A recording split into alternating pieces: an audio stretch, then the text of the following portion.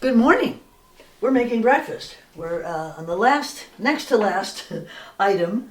Potatoes are done, bacon is done, some zucchini, and now we're going to quickly prepare the Swiss chard, which is, they wilt pretty quickly, which is nice. What I'm using is leaf lard, which we rendered last winter. We are going to do a video about rendering leaf lard when we get into the winter and the stove is going all day, and we will put the cut up pieces of that particular part of the pig, which you shall see, and put it in a cast iron skillet, and it will sit there on the warm side, not too hot, and it will render all day long, and then we'll strain it, put it in the fridge, and we have this beautiful stuff. It's a very, very healthy fat. Okay, here we go. We'll try that much. And you'll see it melting. Is it on a trivet? Because I was a little worried. I didn't want it to burn. I'll probably take it off the trivet when I'm ready with the chard.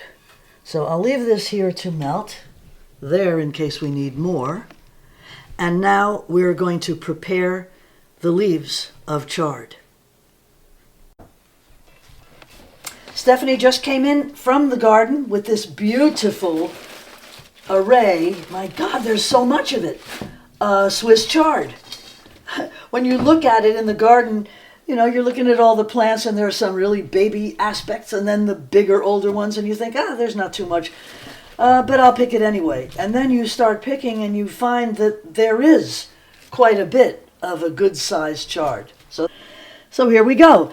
Stephanie had the sprayer hose down at the garden and cleaned off all these leaves for me, which is wonderful.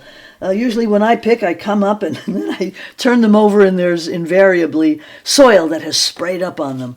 But here we go. I'm going to just take the stem off and discard that.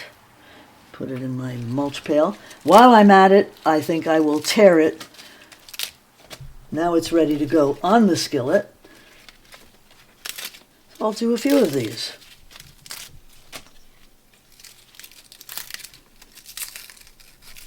Some of you like to see exactly how long this takes to prepare the amount that we do, but that would take quite a while, so.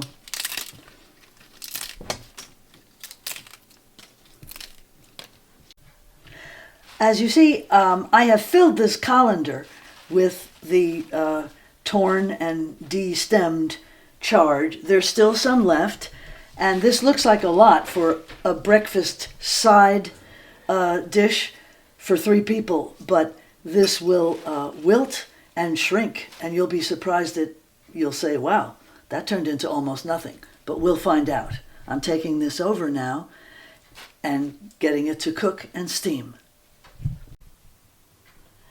So I have, as you know, the chard leaves prepared in a colander, and what I've done is just give them an extra spray, and I'll drain it somewhat, but there'll be plenty of water still on the leaves. And the reason for that is when I bring it over to the pan where there's leaf lard now nicely melted, this water that's on the leaves will create steam, and when I put the lid on, they will wilt very quickly. All right, here we go. I hope not to drip too much. Here we go. Now you'll hear a great deal of hissing, I think, and steam.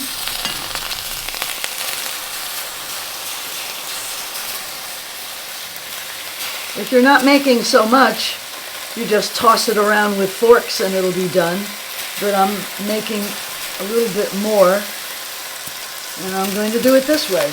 You learn as you go what suits you best. If you were doing this in a wok, you might use tongs or 2, bamboo forks.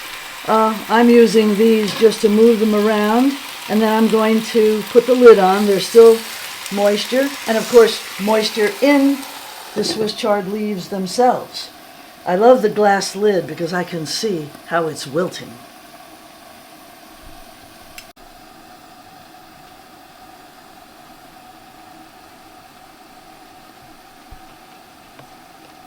just noticed there's a little steam hole here.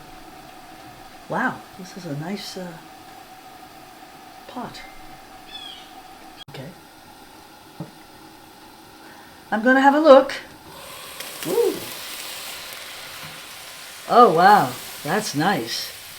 I hope you can see how they're wilting. Not quite ready, but soon.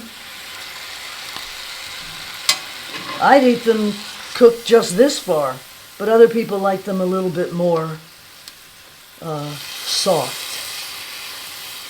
Okay, I'm going to give this another minute and call it good. Whoa, it's definitely wilted and done. So, as with spinach, a lot of people will squeeze the water out. But what I'm going to do is just pile it on this plate, and as it drains, I can tilt the plate and just get rid of some of the water. Nobody likes to have their breakfast dish with a lovely omelet and potatoes and then have spinach or Swiss chard water floating around. You can see that big colander full of leaves cooked down to this. But I think this is perfect for 3 people. A nice little pile of vitamins.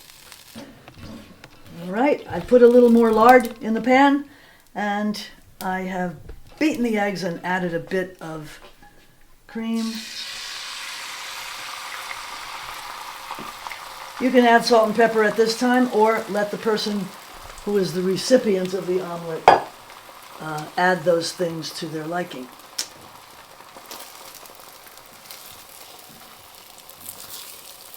You just keep folding the edges over toward the middle. That's how I do it. Move it around. I like this pan. It's not a non-stick pan. It's cast iron. They call it an all-in-one. It was a gift to me, and I find I really like using it. Okay. We don't want to overcook it. We don't want any brown on the omelet. So here we go.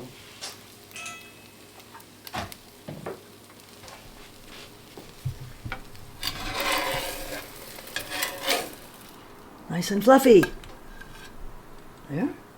And, excuse me, bacon. Okay. And here are the potatoes, onions, garlic and zucchini. Oops. Right here. And lastly, our prized spinach. Yes. Ready? Mm-hmm. All right. So here we have the Swiss chard, and you see how much liquid. So I'm just pressing it a little so we don't have a pool of Swiss chard juice in our plates.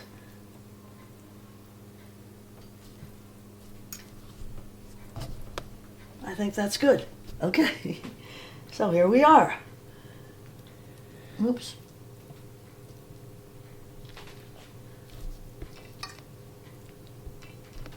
Good. Voila, a nice breakfast. The omelette, the bacon, our potato, zucchini, onion, and garlic medley, and the new star of the day, the Swiss chard. So, bon appetit, and I hope you'll join us the next time. Out.